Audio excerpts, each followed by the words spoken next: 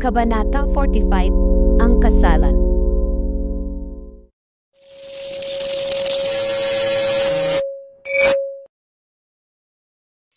Matapos ang lahat ng pagsubok, naging makatuwiran si Haring Fernando sa kanyang pasya. Pinili niya ang katotohanan at kung ano ang nararapat. Ipakasal si Don Juan kay Maria Blanca, ang prinsesang tumulong at nagsakripisyo para sa kanyang anak.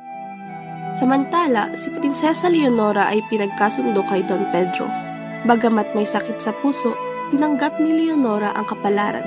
Hangad sa ng hari na ipasa ang korona kay Don Juan bilang susunod na hari ng Berbanya. Ngunit iminungkahi ni Maria Blanca na ibigay na lamang ito kay Don Pedro dahil si Don Juan ay mamumuno na sa Reino de los Cristales. Isinali ng arsobispo ang korona kay Don Pedro bilang hari at si Prinsesa Leonora bilang reyna ng Berbanya.